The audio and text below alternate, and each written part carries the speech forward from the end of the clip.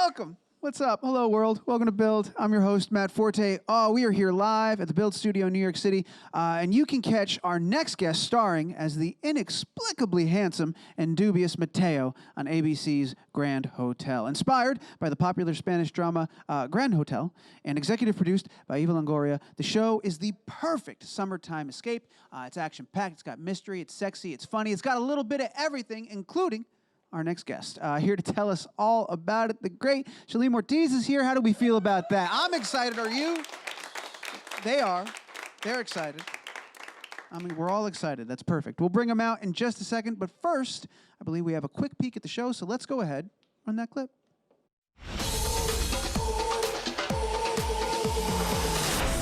You waited tables at the Ritz. Yes, ma'am. So I'm gonna start you now on a trial basis. No fraternizing with the staff or guests. That means no sex. Understood. We're the last family-owned hotel in Miami Beach. Welcome my daughter. And that is the family. Who's that? It's boss man's daughter, Alicia, otherwise known as Off Limits. Danny, let's go. I want to thank Gigi and Santiago, and we're just delighted to be purchasing this wonderful property. Dad, you sold the hotel? This was Mommy's hotel before it was yours. She wanted us to have it. And one day, you and I are gonna run this place together. I know everyone is upset, but you're making an awful scene. You were a best friend and you wasted no time before swooping in like a vulture. That's enough. You put your mom on a pedestal, but the truth is, you didn't know her at all. You seem upset. Well, I'm not about to talk about it with a total stranger. You can ignore me or talk to me, whatever you want.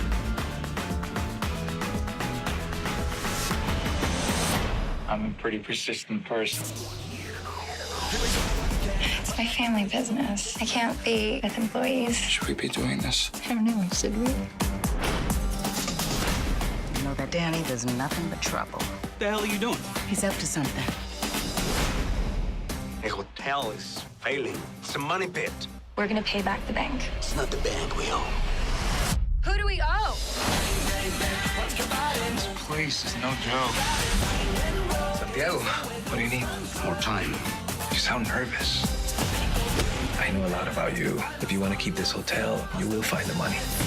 You can't touch me unless you want the entire world to know what your husband did. You're playing with fire. You don't know what that family's capable of.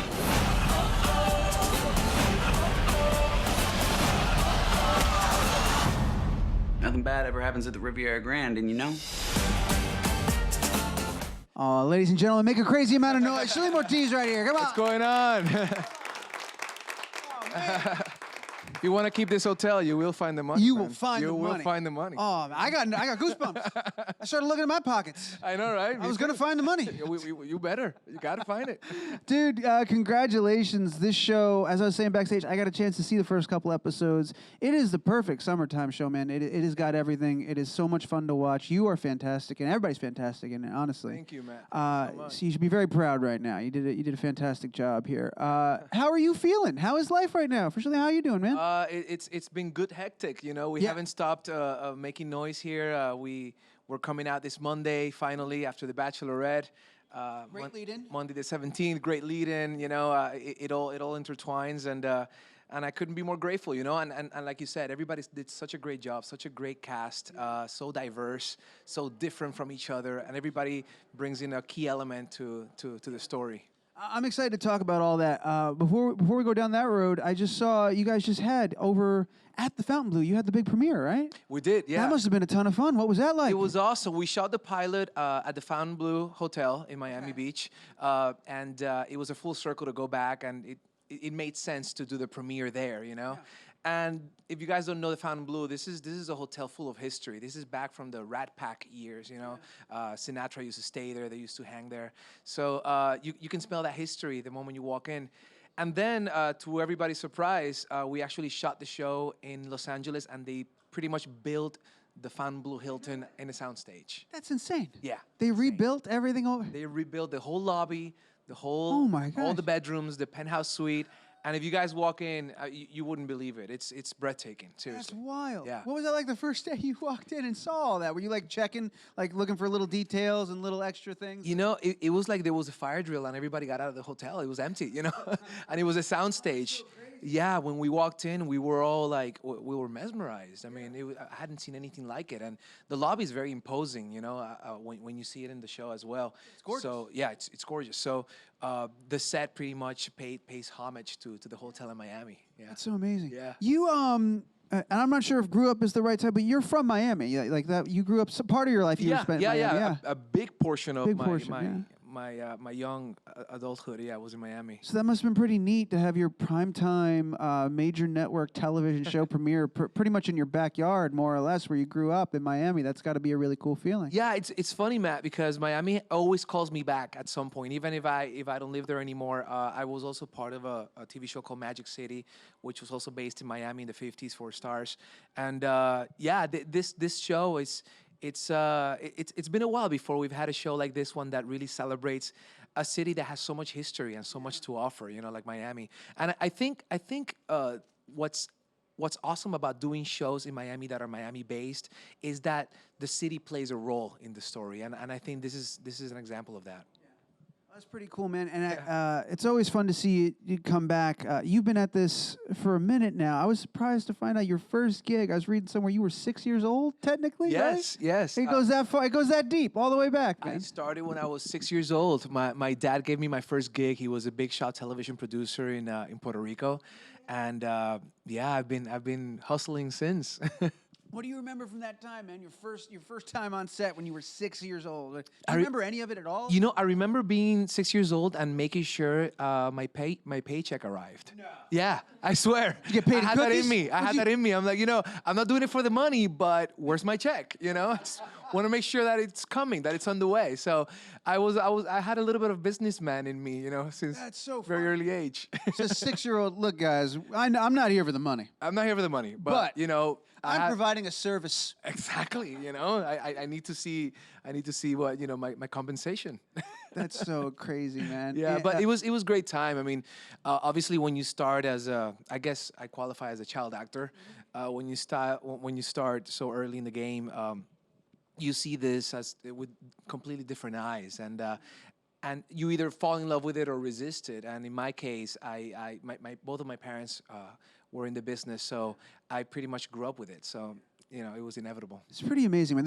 There obviously a lot transpires between when you're 6 and when you're 20, but one of the other things I wanted to talk to you about is you're such an incredibly talented dude. You have an amazing singing voice, amazing singing career as well. On top of being a very successful actor, you did 2 episodes with Emilio Estefan, for crying out loud. That's a huge. That alone is a lifetime accomplishment for one person. Yeah, it's just one little part of your story. Yeah, it is, and that was in my early 20s. Yeah. And I have like a very beautiful, fond memories of it. It actually, I released 2 albums, like you said, with Emilio Estefan, and they took me to Europe, and I remember, like, I tell these stories, and it's been so long ago that I'm like, yeah, I remember performing at the Plaza de Toros for like 30,000 people, and I haven't done that in years, but it was definitely like a parallel reality I was living at the time, and it taught me a lot about, you know, show business and about growing up. What pushed you in that direction? What took you from being an actor, doing this since I was 6 years old, then 14 years later, I'm going to pivot entirely and try this other industry out? Also really competitive and impossible to figure out. The TV show I was a part of as a kid, it was called Little Angels, Los Angelitos. There was some music in it, so I kind of got my feet wet very early, you know, with music. You got a taste for it then. And I was always very passionate about it, and I always loved music. So what I did unconventionally is, like, because it didn't come that natural to me, I made sure I got ready. So I took classes and I prepared, and I just saw it as a challenge. That's the honest truth. I just saw music as a challenge, something I wanted to conquer. And then, you know, once I did it, it was like, you know, bucket list. You know, it was great. And obviously, you know, you still love music and you're still passionate about it. But I knew acting was always my forte and my main thing. So I knew I was going to go back to that. Yeah. Was there a specific gig that pulled you back in acting, or was it just like you felt like it was time, I'm going to go back to that side? No, you know, music was going through a transition. It was right when around what time was that? What year, if you had to ballpark? We're talking about 2004, so it's Okay. when the MP3 was starting to take over CDs. CDs were going, Yeah. obsolete. Totally. And in all honesty, every record label started prioritizing their Shakiras and their Ricky Martins. So everything was evolving. And I found that it was a good opportunity for me to take the leap, back to LA. I booked a movie called Spin, an independent movie, and I was very naive at the time because I hadn't done anything in LA, and I didn't know the concept of independent filmmaking, which was so adorable because I remember shooting 4 weeks this movie, and I'm like, that's it, I made it. Dude. This is it. This Done. That's it. Next. Next, I'm like, okay, phone's gonna start ringing now. Here come the offers, and not so much. Then they started having all these conversations of like, hey, yeah, we need to find distribution. I'm like, what are you talking about, man? We did the movie, it's done, And they're like, yeah, that's kind of like the first step, So it was, I loved being naive at the time. It made me enjoy it even more so, Well, what I love about all these little moments as we're doing this greatest hits and going through your life is like all the things that you're learning from each one of these experiences and how you're bringing that with you to the next thing. Right. If we're going chronologically now, again, we're going to skip some time, but then the first time I ever saw you on anything, man, years ago, I caught you on Heroes. Right. Which I imagine that was a big deal when you landed that gig back in the day. That was like the #1 show on television at the time. Yes, it was. We were averaging, I think, 21 to 23 million viewers at the time. Insane. Yeah, it's unheard of. Yeah, you don't do that anymore. Yeah, now with all these alternative platforms, everything kind of spread around. But at the time, Heroes and Lost were like the two shows on television, And I jumped in on season 2. It was it wasn't an easy gig to get. I mean, I did probably 5 different callbacks and chemistry reads and network callbacks and all that stuff. So it made me value it even more. And it's funny, a lot of people don't know this, but my character Alejandro Herrera was supposed to last only 2 episodes, and he just kept going because they loved the dynamic between Dania Ramirez, who was my twin sister in the show, and myself, and it was it made it that much more magical, I think. I know you guys were great on that show, man. Yeah, thanks, man. We were speaking Spanish on primetime television, which was already a big deal, at the time. Like everything subtitled. It was a little bit ahead of the times, because right now with diversity, you almost want that kind of content. Totally. Yeah. Well, and we'll get to that in a little bit because I want to talk to you about that, especially on this show. But while we're going in order here, let's fast forward once again. Let's get to Grand Hotel. Yeah. How did you get to be involved? What was the audition process like for this? How did you become part of this amazing production? This one in particular is an example of technology and the times we're living in right now, because I actually sent a self-tape from Mexico. And because I was shooting a movie, I wasn't able to physically make it to the casting, to the screen test. But I had done a pilot for ABC the year before. My first pilot, funny enough, with Sonia Braga. Yeah. I would always jump in mid-season. It's the first time that I actually did it. And you got to experience a whole new level of disappointment, right? When exactly. I'm like, all right, now you're gonna experience rejection in a whole different way. Kind. Yeah. Oh, man. Now you're gonna get excited about a show, and it's not gonna go through, man. It's just how the game works. It's just part of it. But it's hard not to get excited for each one of those, because just to make the thing in general is a huge accomplishment. But if you don't do it every day, you don't realize just because you made it. Yeah. Just because it exists doesn't mean you're going to get to go back and do it again. Exactly. Yeah. And it is tough to know that you are doing something that is never going to be seen and never going to come out. After you you pour your heart out. But I have so many friends of mine that went through it that they kind of already mentally prepared me for it. Yeah, but I think ABC kind of had me there. They knew of me because of that pilot, and then a year later, Grand Hotel happened. I've known Eva for many years. I hadn't worked with her. Not because I didn't want to. I sent her a million castings. I just didn't book anything with her. Got it. And I was doing that movie Spin, so I was already, I was riding high. Sorry, Eva, I can't. I'm like, Eva, I'd love to work with you. A lot of irons in the fire, Eva. Yeah. so then this character Mateo came about, and they reached out to me. I sent it to them. They seem to have liked it, and then the rest is history. So we shot the pilot March of last year. Oh, wow. It was March last year? It's been a while. It's been a minute. Yeah. Oh, wow. And yeah, it's crazy. It's been a long process because obviously then it's the process of getting picked up, which happens May, June. And then because this was such an ambitious show, because of the sets and because of the the big cast, 11 series regulars. Huge ensemble, yeah. Huge ensemble that it took them a minute to get everything in order, and we started in September. Wow, it's amazing. Yeah. Tell me about, I mentioned this briefly in the introduction, and if you do any little bit of reading, you could see the Grand Hotel. It's inspired by very popular Spanish series as well. And you're no stranger to telenovelas. You've been in a couple yourself, one of the biggest ones ever, in fact, you were on. How do you adjust your performance between a proper telenovela and like something inspired by a telenovela? What's the rhythm difference? What's that like? Well, speaking of Grand Hotel in particular, Yeah. this show is based, like you say, on an original Spanish show called Grand Hotel as well. But that one is a period piece based in the 1900s, right when electricity started, becoming something, in the hotel industry. And this is a complete reimagining. So in my case in particular, I watched a couple of episodes, but I didn't want to watch too much because we wanted to do a completely different take. Is there a Mateo in the original? Forgive my ignorance. I haven't seen the original. His name is Diego. Got it. And an amazing actor, great job. And he definitely has the same essence of this Mateo. Only that when you talk present time, Miami Beach, you're talking about completely different. It's a different planet. At A that different point, planet. Yeah. But it does keep it has the same DNA of that crime element, that mystery element. I've always compared it a little bit to the table game Clue, because there's a little bit of that on the show. It's like Mateo with a candlestick, so that mystery element and like the whodunit and like all that fun stuff. Big time. And then obviously because the writers were the writers from Ugly Betty, Devious Maids, which is the other one, Desperate Housewives, and then Brian Tannen was the head writer. You have an amazing team behind it, and then to mix that kind of format and genre with this crime-based show and drama-based show, I think was a nice formula. Yeah, for sure. Forgive me if this is a really stupid question. I'm not bilingual. I'm barely grasping English. But you have performed in multiple languages. Is it easier for you as an actor to perform, say, in Spanish versus English or something like that? Or is that a dumb question? No, it's not. It's a really good question.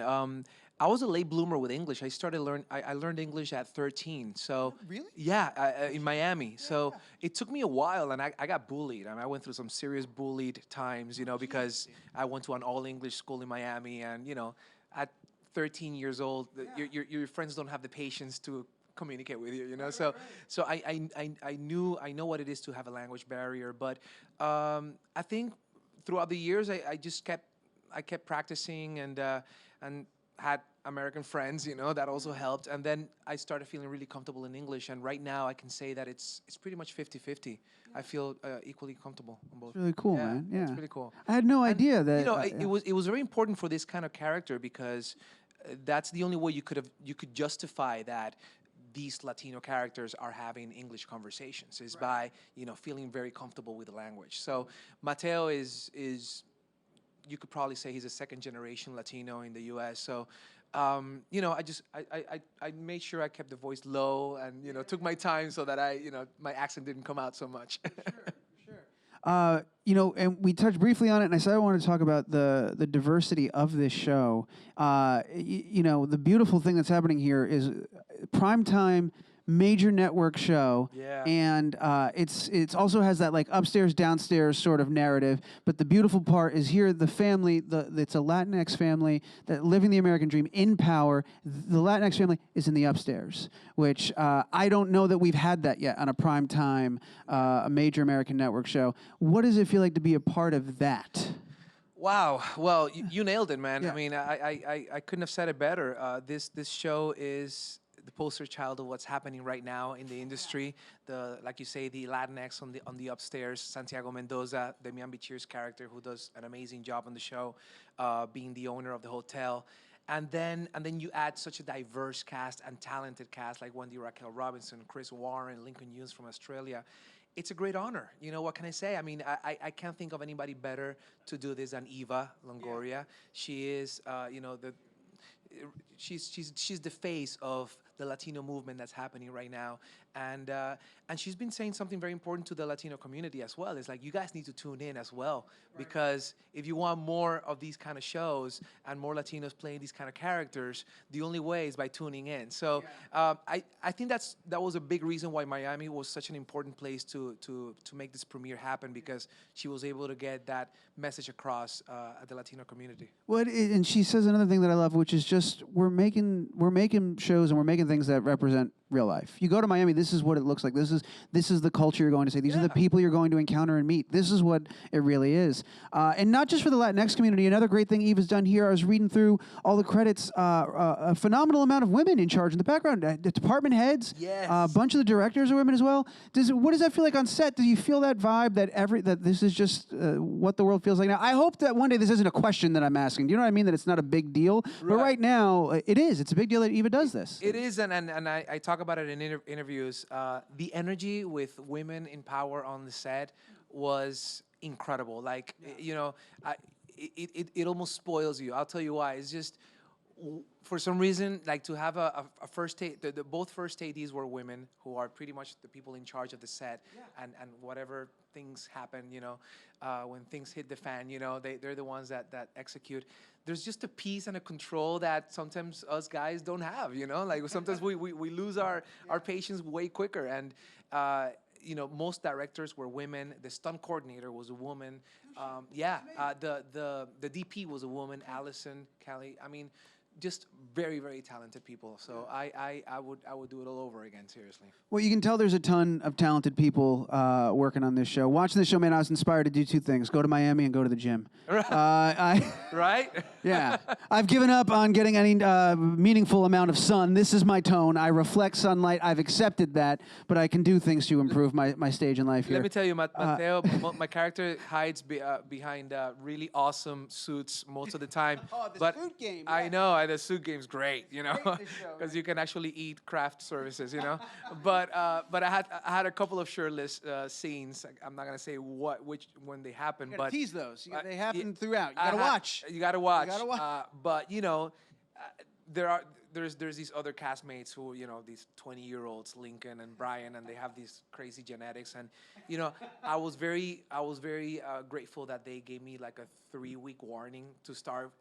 You know, so they gave me a heads up so that I could starve it with time. And yeah, it was crazy. It's the hard part of the gig, isn't it? Yeah, I'm like, okay, it's Miami base. I knew this was coming, you know. Yeah. Everybody assumes, like, you see that on television, you see like in the Avengers or any movie, or literally any show at this point, there is a shirtless, sculpted man at some point. Exactly. And you think like, oh, CG, they helped him, I'm sure. So you got to do a lot of that work on your own, man. Yeah, you can't. Yeah. You got to get there. Yeah, if you don't have something to work with, I mean, this is just can do miracles. Well, you give them a lot to work with. The show is fantastic. The first episode, it's Monday, 10/9 Central, June 17th, this Monday on ABC. The first one's going to hook you. We're not done yet. We got a couple of questions, one from Twitter, a couple in the room. So let's turn to those right now. The first one's coming from at Jack Rick Official. There is no other. This is the Jack Rick. Rico, am I an idiot? That's amazing. He's a dear friend of mine. What's up, Jack? Oh, Jack. So Jack Rico Official. I see what's going on here. Got it. Let me read the damn question. I'm sorry. Your album. Puerto Puerto was ahead of its time with its Mediterranean Latin pop beats, much like Rosalina is doing now. Will you ever consider getting back to music, and would it be with that sound? Great question. Good question, man. Good. What's up, Jack? I'm just want to say hi, man. He's one of my dear friends. Good man, Good to Jack. see him there, man. You know, I never say never. I think right now, if I was to dedicate to music at some point, I would do it. I would do it with maybe a character that sings or a project that demands it, or maybe like the title song of a project. But I don't picture myself doing the hustle again for like album number 3. You know, that's a lot of work. If you're gonna do something, you gotta want it to your core. It's something you gotta really want to do. And you know, I tip my hat to those artists that juggle between singing a song and doing a concert and shooting a movie. It's crazy, you know. I don't think I'm equipped for that, but no, you it's never good to know those limitations before you're doing it, and then you're in the middle of it up to your eyeballs. Jack, I apologize for butchering your Twitter name. name. It's very clever. I told you earlier in this interview, I'm barely grasping English. There's your evidence. We've got, how many in the room? Two more in the room. Let's do it. First one right over. I see you have a microphone. It's going to be one of you guys. Let's go. Hi, how are you? Hola, felicidades por este nuevo proyecto. Muchas gracias. Pero te quería preguntar, ¿qué prefieres más, las novelas o las películas? Ooh, compromising question. Should I translate? I think I know what she asked. Okay, go ahead. What do you prefer, movies or novella? Television? Novelas. Novellas. Novellas. Is it telenovelas specifically, Telenovelas, or yeah. is it television? You know, that's a hard question, a compromising question. Yeah. I can't choose because I'll get in trouble with either one of the groups. No, it's a completely different energy and feeling when you shoot a novella than when you shoot like a TV series. And I just love content. You know, I love good content and good storytelling. And I have been blessed to be a part of good storytelling on both genres and both forms of formats. So I'm very grateful to both of them, seriously. And they both taught me a lot of great lessons. And, you know, it's a different rhythm when you shoot a novella. Sometimes you do 25 scenes a day. And I've always said it's like, I've always called it the boot camp of acting. You know, it's like sometimes you need to do some crazy emotional roller coaster deliveries. And it's just, you learn a lot from it. So I love both. 25 scenes in a day, and like out of sequence, I would assume too. You're not shooting chronologically. You're Not at all. Not at all. You can do episode 35, and then you do episode 2, and then episode 52. Yeah, it's crazy. What a ride. Yeah. So I was close though on that. Yeah, we shot Grand Hotel chronologically. Did you really? Yeah, we did pretty much. I mean, yeah, it's in order, and so it was very new to me. You know, I barely shoot anything chronological, so I was totally. You know, in a way, you get a little spoiled because it's the way life goes. You know, so it's the order of life. So it's like, okay, Mateo just did this, so now he's getting ready to do that. Yeah. So when you do novellas, you get trained for the exact opposite. Yeah. So it's a beautiful journey too. Do you have to, we're going to go to our last question in just a second, but I'm really intrigued by that process. Do you then have to really trust your directors and whoever to know that you're creating a character that makes sense when you're doing it in so many different, when you're doing it out of order, and you're doing episode 30 over here and episode 25 over here? At that point, how do you know that you're creating a believable person when you're jumping around like that? Most of the time when you're doing a novella, you're split between two units, so you usually have sometimes two directors simultaneously shooting the same episode, or this, yeah, it's crazy. So you kind of need to trust your own choices and your own truth about that character so that no one else misleads you, you know, because it can be very easy. That really is boot camp. Yeah. My God. Yeah. Great question. We got one more. Let's do it. Go for it. I think it's you. Yeah, it's me. Well, you already did the question. I'm sorry. I'm gonna make it with another different accent. I promise you. Go for it. Charlene, ¿qué lo que es, Charlene? How are you, man? Dominican? Yeah, of course, bro. Of course. We can recognize I love each other. it. Yeah. You know, as Dominican, we why. treat each other like we had a drink last night. You know, like, what's up, man? What's up, man? I paid the tab. Yeah, of course. Vamos al mambo. Shalim. Love it. I'm very proud of you, to be honest with you. As Dominican, Puerto Rican, I'm very proud that you know, being part of this project. And the question is, what represents for you as a Latino the fact of being part of this project? I mean, it's produced by one of the big American television networks, and also have Eva Longoria in the cast as the producer. I don't know. I think it's something bigger, brother. It's something like, oh my God, you know. So, what represents in you? What represents this project in Shalim Ortiz, and for what represents for the Latino community? Oh man, it's I feel just like you do, man. I every time I walked in set, I would pinch myself just to be working with Demian Bichir, who's got such an incredible career. You know, Oscar nominee, Quentin Tarantino. He's been around. You know, so.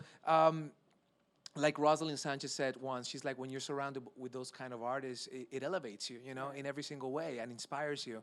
And to have Rosalind also as a castmate, amazing Latina, amazing actress, and Eva overseeing everything, well, it's a dream, you know, it's a dream gig. And the truth is, when you guys watch the show, it all translates. It all you can see it. You can see there was a special energy between all of us with people that really wanted this to work and wanted it to succeed, and it was very contagious. So, you know, it feels like an honor and a gift to be part of something that I would actually watch and that I actually support and believe in the way I do. Cool. Thank you, Yeah, bro. thank Good luck. Thank you, man. You will have it. Great questions. Great questions, man. Great audience, as always. We're out of time. We got to wrap things up. I'll remind everybody again, is this Monday, June 17th, 10/9 Central, ABC.